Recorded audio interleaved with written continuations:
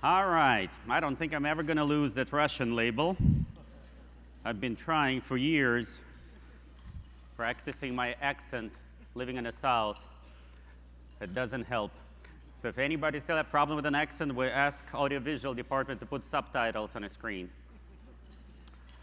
But for the record, I'm proud. I'm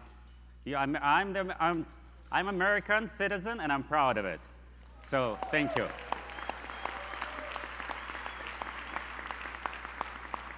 And good afternoon, dear friends, business partners, and all members of the association.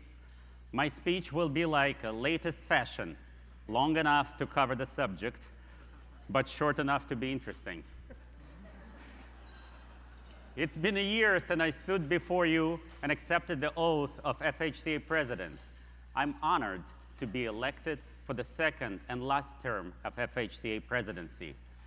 By the way, I read recently that China removed presidential term limits, enabling president to rule indefinitely. Maybe we can try something similar this year at FHCA.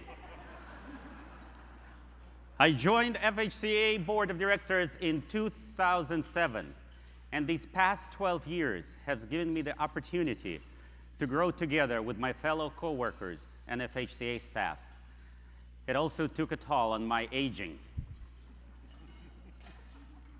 When I joined 12 years ago, here is me in 2007, young and vibrant individual. And here is me just a few years later, little aged, and here's what I will look like 1 year from now by this time.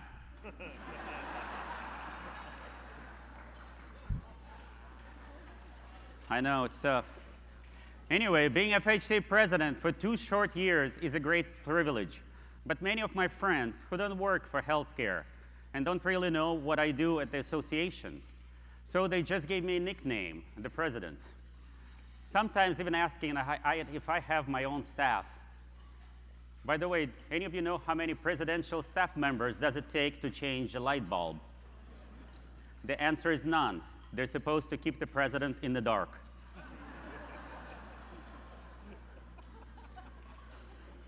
I want to take a few minutes and give you an overview of my life. I was given 10 minutes. I can talk about anything. I already elected, a lame duck officially. So last year, it's been quite an adventure.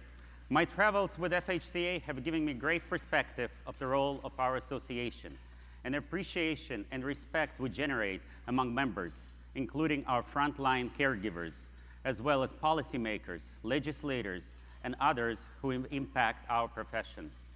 When I stood before you last year, I shared my vision for success. Engaging grassroots and political action was one of my key areas of focus. It was important for me to lead by example.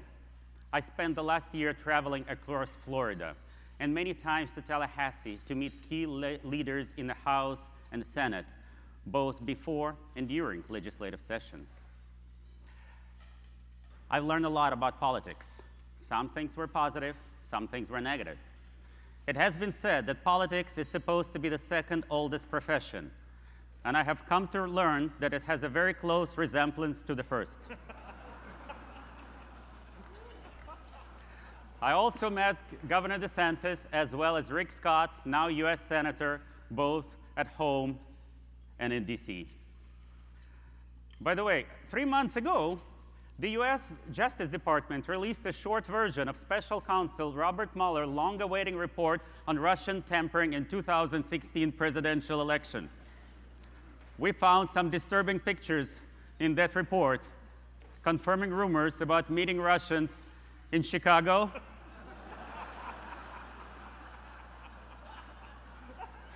some pictures were taken on a golf course, and the most important was taken offshore scuba diving.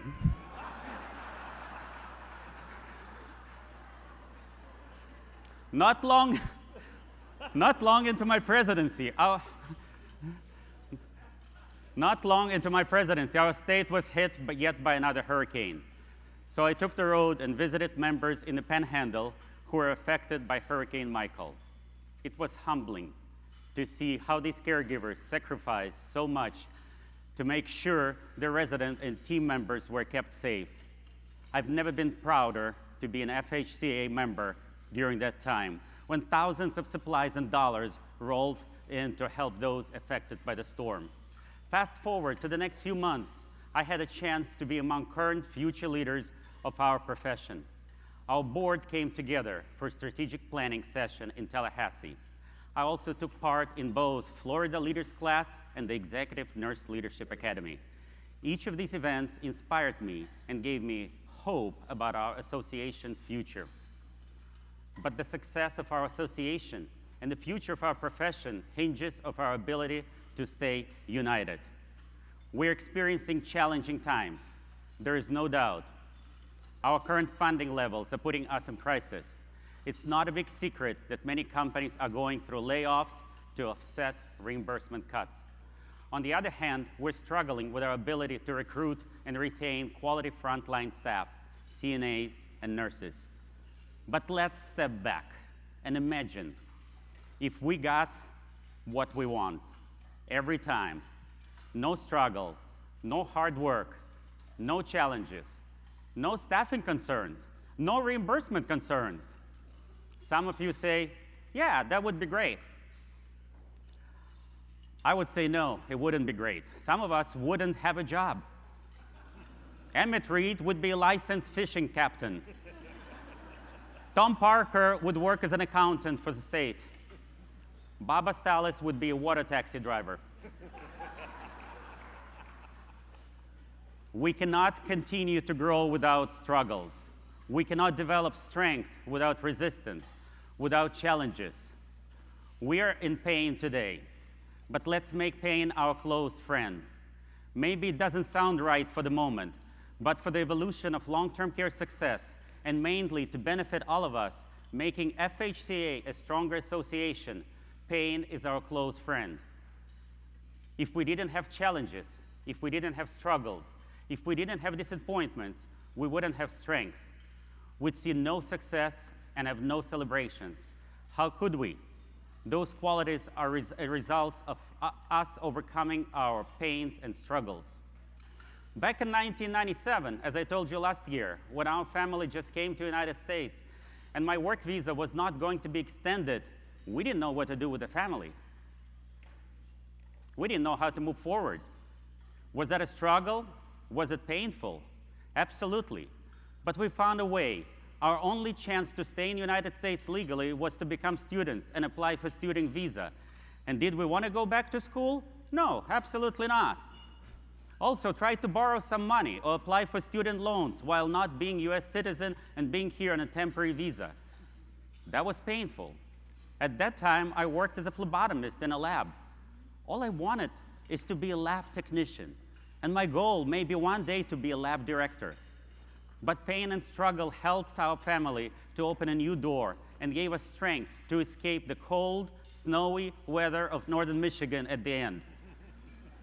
I still have friends in Michigan, and this speech may be posted on social media. So I have to say it for the record, I loved living there and shoveling snow for 6 months out of the year.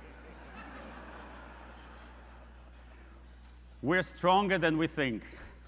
We have survived all our challenges to this point, and we will survive whatever comes our way. And this time, our struggle comes with reimbursement and staffing. So don't you give up. We have a purpose and obligation to our greatest generation. Today is more important than ever to educate our legislators about reimbursement and quality. There are only 116 legislators in Florida. Think about it. Do you know how many of long-term care employees and residents in Florida? Close to 250,000. That's 250,000. And if you add their family members, that's 500,000. We represent almost $28 billion of state economic activity. We have been through tough times in the past. Remember years of challenging and overwhelming lawsuits. We worked together, challenged the law, and have put our profession on an upward trend of delivering quality care. We also had several consecutive sessions resulting in funding cuts, but we stood together, strengthened our political action, and became a force at the Capitol. We benefited for several years as a result. They say the strength of a family like the strength of an army. It's in loyalty to each other. Last year, I shared you my story, how my family came to this country and made a life for ourselves, an incredible life. And while my son and daughter did not choose long-term care, even though I pushed, as their profession, they left our house a long time ago. We're still united as a family. It's harder now for us now than ever before, because my son initially went to school to USF to become nursing home administrator, but then later he realized his life is into computer programming and online advertising. And he's today on a trip in Ukraine, exploring new friends and new business opportunities. Our daughter, on the other hand, always knew what she wanted. She wanted to be a teacher, so she went to UCF and got a degree in early childhood education. And guess what? Just after graduation, she decided to work abroad and teach English to young children. And out of all countries in the world, she picked South Korea, where she's living and currently working at this time. And we're happy we visited her last week there. But we continue to stay united as a family. So there are our children in 2 different countries, 2 different continents right now, and by my wife Stella sitting here with me, but we're still united as a family.